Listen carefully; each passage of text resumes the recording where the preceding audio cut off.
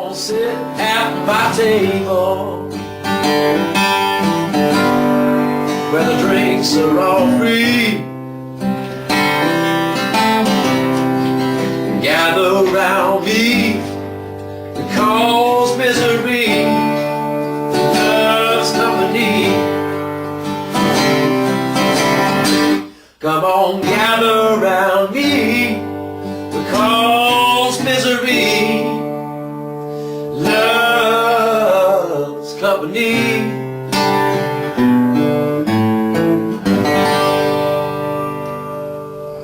Chris, that's just as good as it gets. There's some genuine country southern soul from my special guest this week, Chris Cook, here on the Medicine Show, and with a Porter Wagner song.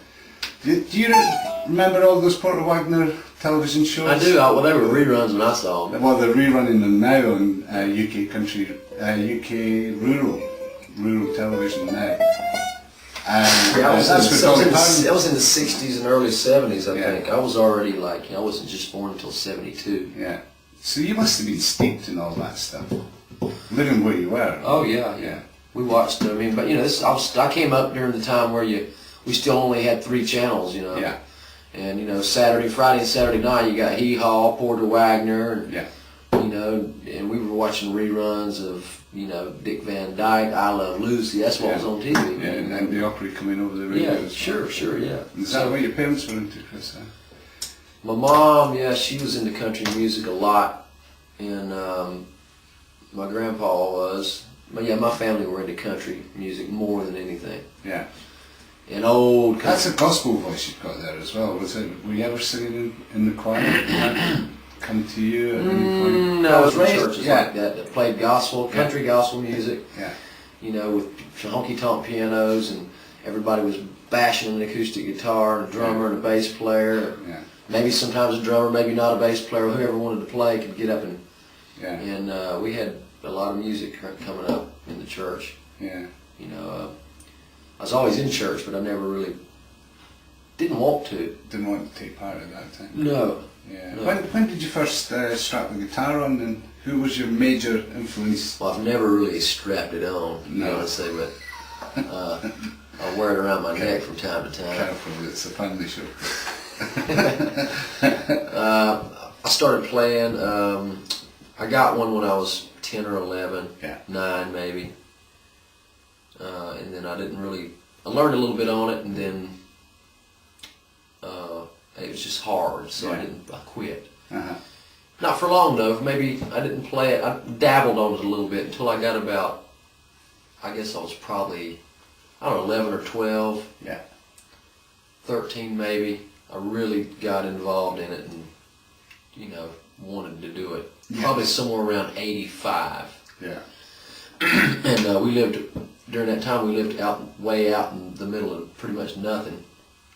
Not on a farm or nothing, but what was farmland, before we lived there. We had a little place that was just, there wasn't a whole lot to do. That's what I'm trying to say. So when I would come home from school, that's what I did for 5 hours a day, sometimes more, and I did that until you got your chops. Until I got my chops, and then I started playing in school bands, jamming with people and stuff. And by the time I was about 15, 16, 15, I was in a club band. We were playing all over, North Carolina. What were you doing when the songs that we just played off the album, when you wrote those at 21? Were you then considering being a singer-songwriter, solo artist? Well, I didn't start really singing out and set backup singing until I was probably, 21. Then I started writing more, singing more, and then being I guess you could say a lead singer. Yeah. I'd always sing backup behind other singers in a band, playing, mostly being a guitarist. Yeah. So actually being a singer-songwriter on the road must have been quite a liberation for you, was it, at that time? We weren't really on the road back then. I didn't really start traveling heavy until I was probably in my mid-20s. Right. I got hired to play for the DOD, Department of Defense, and I started traveling overseas, Europe and Japan and Asia. Yeah. we started doing all that, and then What sort of stuff were you doing? Your own we stuff? we were doing some of my stuff, but Yeah. we were doing mostly top 40 country. Nice. Because there wasn't a whole lot of guys in my area willing and able to do that country playing Yeah. style, you know. So I got hired by this band to go to Asia. I'm sorry, I keep hitting the table. I can hear you. I'm Yeah. sorry.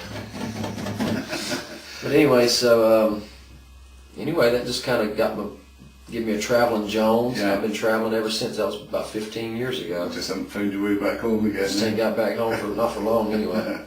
It must have been about 7 years ago we met up then. 7. It was in 05. 05, yeah. Yep. So that's 5 anyway.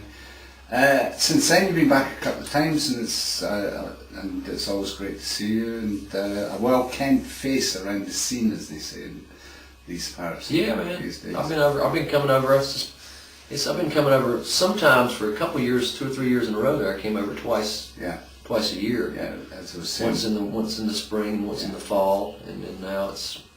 Yeah, and it has been a little bit since the last time, so it's great to have you here, and at last we get to do a show in Ullapool. Well, thanks for having me. Tonight. No, great, it's a joy having you. It's always a great pleasure, and it's good to have your company and all the travelling that we've done together as well. Hopefully we can do a bit more in the future as well. So. Yeah, so tonight, in the Argyle Hotel, my special guest, Chris Cook. If you're at all into the roots and shoots of American music, Chris will guide you along those back lanes, those dusty back lanes.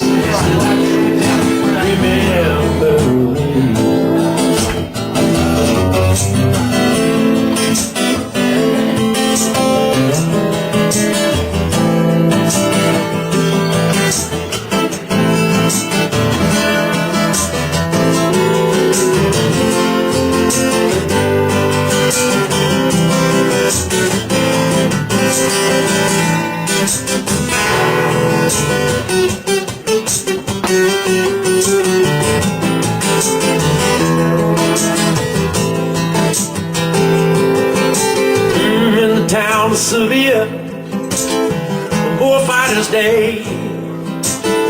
I don't even remember how I became here anyway.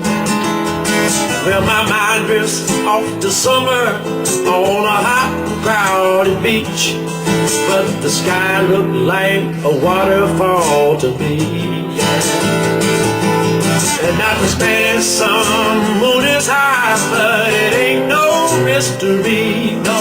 And I can't help remembering, no.